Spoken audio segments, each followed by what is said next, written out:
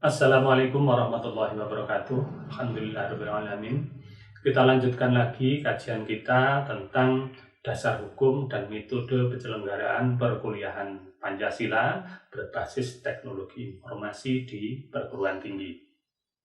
Dasar hukum penyajian mata kuliah Pancasila di perguruan tinggi, yang pertama adalah dasar konstitusional.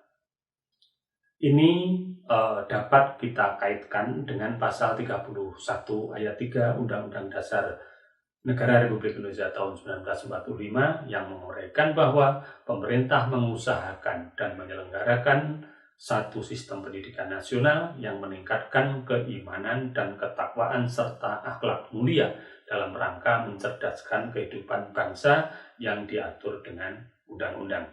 Jadi titik tekannya di sini adalah bagaimana pendidikan itu dapat mendorong agar peserta didik mempunyai akhlak yang mulia. Salah satu cara untuk menjadikan mahasiswa itu berakhlak mulia adalah melalui mata kuliah Pancasila. Meskipun mata kuliah yang lain juga bermanfaat, terutama adalah mata kuliah agama. Beberapa ketentuan undang-undang tersebut kemudian ditindaklanjuti melalui keputusan Menteri Pendidikan Nasional nomor 232/U/2000 tentang kurikulum pendidikan tinggi yang di dalamnya mewajibkan setiap perguruan tinggi memasukkan mata kuliah pendidikan agama, pendidikan Pancasila, dan pendidikan kewarganegaraan. Kemudian keputusan Menteri tersebut ditindaklanjuti secara lebih operasional melalui surat keputusan Direktorat Pendidikan Tinggi Kementerian Pendidikan dan Kebudayaan nomor 267/Dikti/Kep/2000 tentang penyempurnaan kurikulum mata kuliah pengembangan kepribadian di perguruan tinggi. Kemudian dasar hukum yang kedua, yaitu pasal 37 ayat 2 Undang-Undang nomor 20 tahun 2003 tentang sistem pendidikan nasional. Di situ diatur bahwa kurikulum pendidikan tinggi wajib memuat pendidikan agama, pendidikan kewarganegaraan, dan pendidikan bahasa. Sayangnya berdasarkan hasil survei Direktorat Pendidikan Tinggi tahun 2004 yang dilaksanakan di 81 perguruan tinggi menunjukkan bahwa kondisi penyajian mata kuliah Pancasila memprihatinkan. Saat itu Pancasila tidak lagi dicantumkan di dalam kurikulum pendidikan tinggi pada mayoritas perguruan tinggi yang diteliti. Kemudian menghadapi fakta tersebut, maka DPR bersama Presiden menerbitkan undang-undang yang menjadi dasar hukum yang ketiga, yaitu pada pasal 35 ayat 5 Undang-Undang nomor 12 tahun 2012 tentang pendidikan tinggi, bahwa kurikulum pendidikan tinggi wajib memuat mata kuliah agama, Pancasila, kewarganegaraan, dan bahasa Indonesia. Kemudian dilanjutkan lagi dengan penguatan-penguatan yang disampaikan oleh Menteri Pendidikan dan Kebudayaan. Kemudian untuk mendukung penyajian mata kuliah Pancasila sebagai satu sarana internalisasi nilai Pancasila kepada mahasiswa, maka terbit surat edaran Menristek Dikti nomor 3/M/SE/Romawi 8/2017 tanggal 31 Agustus 2017 tentang penguatan pendidikan Pancasila, dan mata kuliah ini wajib umum pada pendidikan tinggi. Tujuannya agar setiap perguruan tinggi mengintegrasikan dan menginternalisasikan muatan nilai-nilai Pancasila, moral kebangsaan, serta budaya nasional dalam proses pembelajaran pada setiap kuliah dan kegiatan kemahasiswaan sebagai satu bagian dari bela negara. Muatan materi pokok Pancasila ini sudah ditentukan berdasarkan ketentuan peraturan perundang-undangan. Kemudian di Universitas Brawijaya, maka disusunlah pengembangan kurikulum itu menjadi pokok kajian berikut. 1. Pancasila dalam kajian sejarah. 2. Pancasila sebagai sistem filsafat. 3. Pancasila sebagai ideologi negara. 4. Pancasila sebagai dasar negara. 5. Pancasila sebagai sistem etika. Dan 6. Pancasila sebagai landasan nilai dalam pengembangan ilmu pengetahuan dan teknologi.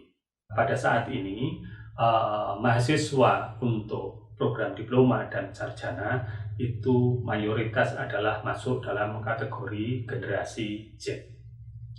Generasi Z sesuai dengan pembagian yang dilakukan oleh para ahli tentang kategori generasi, itu adalah mereka yang lahir pada tahun 2000 sampai dengan 2020.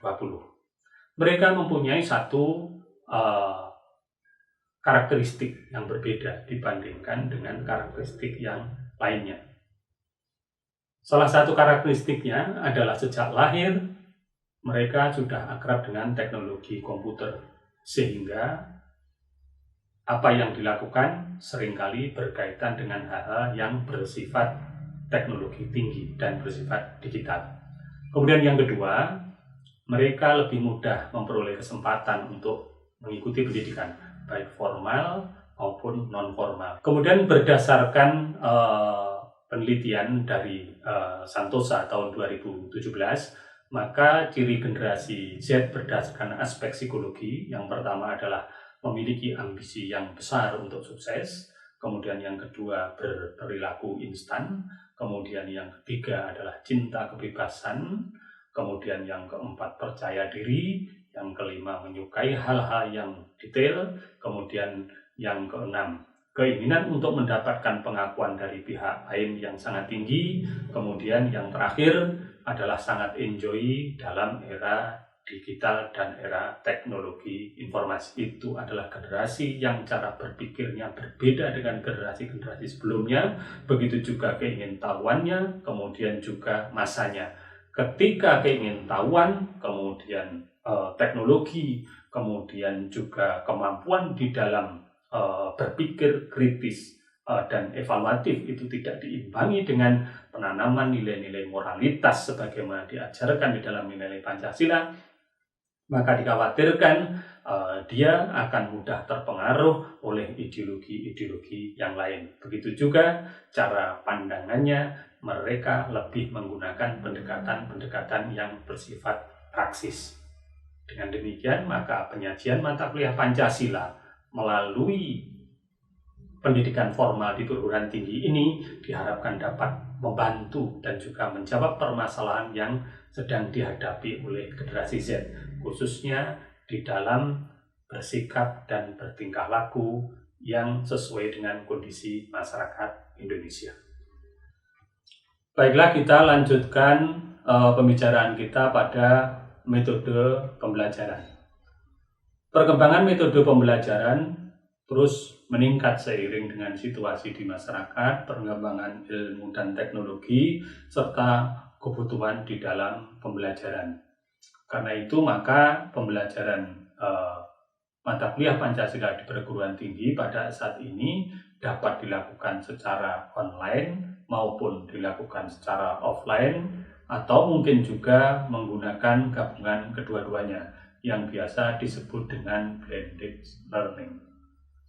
Blended learning sebenarnya merupakan satu penggabungan antara pembelajaran konvensional yang menggunakan tatap muka sebagai basis dengan pembelajaran virtual yang menggunakan peralatan teknologi informasi sebagai satu basis pembelajaran. Jika kita lihat dari peluang, maka peluang menggunakan blended learning ini lebih menjanjikan ketimbang dengan pembelajaran yang hanya mengutamakan pada pembelajaran tatap muka dan konvensional. Meskipun demikian, tetap saja dosen dan mahasiswa mengutamakan pendekatan pembelajaran yang berorientasi pada mahasiswa, sehingga di situ akan mendidik mahasiswa agar berpikir analitis, induktif, deduktif, reflektif, menggunakan beberapa metode, baik itu diskusi, debat, simulasi, studi kasus, diskusi kelompok kecil, dan lain sebagainya. Di dalam pembelajaran campuran ini, maka setiap dosen dapat menggunakan tatap muka secara fisik atau secara virtual, atau mungkin juga di dalam bentuk-bentuk yang lain. Tatap muka secara fisik dalam satu ruangan kelas atau real world dapat dilakukan dengan cara bertemu langsung antara mahasiswa dengan dosen. Kemudian juga tatap muka itu dapat dilakukan secara virtual, misalnya menggunakan aplikasi Google Meet, kemudian menggunakan Zoom, atau mungkin menggunakan aplikasi yang lainnya yang dapat mendukung pembelajaran campuran. Komunikasi tulisan juga dapat dilakukan baik itu secara individual maupun berkelompok antara dosen dengan mahasiswa dan antar mahasiswa dengan mahasiswa. Misalnya dilakukan dengan menggunakan Google Classroom, kemudian juga WhatsApp Group, kemudian Instagram, Facebook, Skype, atau mungkin juga yang lainnya.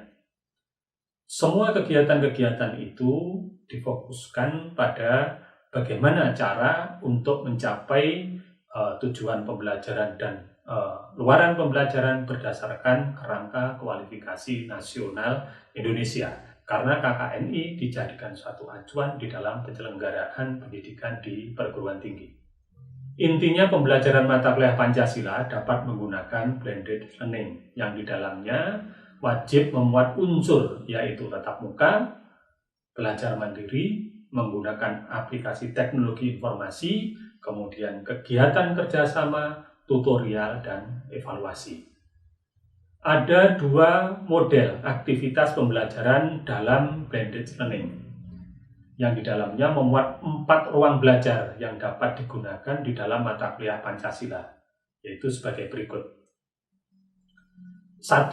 Model pembelajaran sinkron atau langsung, yang terdiri atas 2 ruang belajar, yaitu sinkron secara langsung atau disebut dengan live synchronous, yaitu bertatap muka langsung antara dosen dengan seluruh mahasiswa di satu kelas lokasi nyata. Jadi ini dapat dilakukan secara bersamaan di tempat yang sama dalam satu kelas.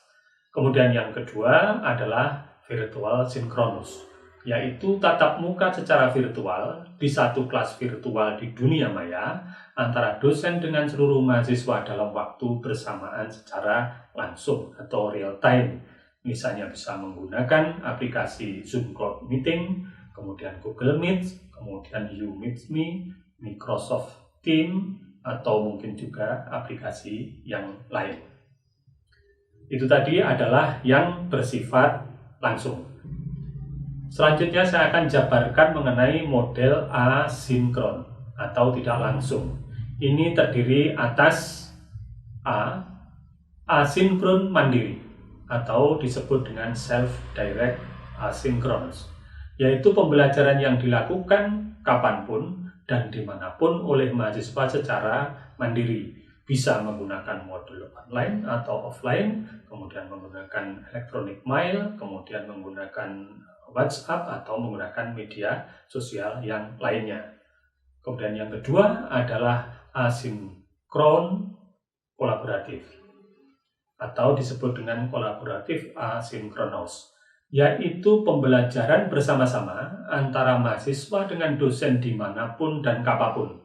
Misalnya menggunakan aplikasi Google Classroom, kemudian WhatsApp Group, Microsoft Education, kemudian menggunakan Edmodo, Eduka System, atau aplikasi media-media yang lain.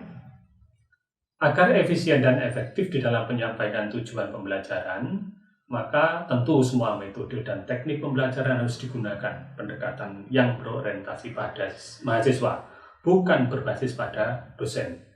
Metode yang digunakan harus memancing emosi, perasaan, daya kritis, analitis, edukatif dari mahasiswa. Karena itu maka ceramah menggunakan tatap muka mesti dikurangi intensitasnya diubah menjadi ke arah diskusi, studi kasus, bahkan kalau perlu ada simulasi, kemudian juga studi lapangan. Itulah metode pembelajaran dengan model campuran yang dapat dilaksanakan dalam mata kuliah Pancasila. Sekali lagi bahwa metode ini dapat digunakan secara berpadu antara dunia nyata dengan dunia virtual. Tapi bagaimanapun juga kedua-duanya bisa digunakan, harus disesuaikan dengan situasi, kemudian kondisi, kemudian pokok bahasan, kemudian alat evaluasi, kemampuan dosen, kemampuan mahasiswa, serta target pembelajaran yang ditentukan di dalam kurikulum. Terima kasih, mohon maaf. Assalamualaikum warahmatullahi wabarakatuh.